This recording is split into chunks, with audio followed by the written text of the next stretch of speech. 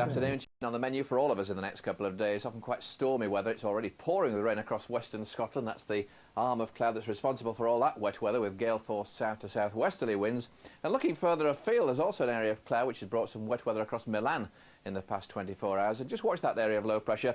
That'll be reinforced in the next 2 or 3 days by a new system. That's going to bring some very nasty conditions indeed across the central basin of the Mediterranean through Italy. A lot of snowfall likely for the Alps, and the cold Mistral wind also blowing around the Rhone Valley, and that strong wind also pushing some storms back into the Mediterranean, affecting Tunisia from time to time as well. Well, rather quieter perhaps in some parts of the country at the moment. Temperatures have reached 14 or 15 degrees in some eastern areas, but it's down to single figures now behind that cold front up in the far northwest of Scotland, though it's still pouring with rain.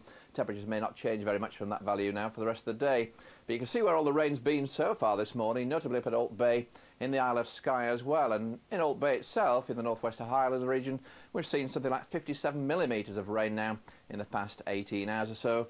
And at Lucer on Skye, 39 millimetres in just 6 hours through this morning. Well, there's more wet weather to come. In fact, that wet and windy weather will continue to extend into England and Wales through this evening and through tonight as well. You can see it happening here. Lots of isobars on the chart, lots of developments taking place out in the Atlantic and being reinforced again in the next 24 hours. So that low pressure is going to sit on top of us for bonfire night. It does mean to say it's going to be pretty wet indeed for many central and eastern parts of the country, especially even into tomorrow night. That's how things are looking today, though. That more persistent rain pushing into other northwestern areas. Still fairly bright at times across the Midlands and into southern and eastern England. Tonight, though, that rain band will start to move a little bit further into the Midlands.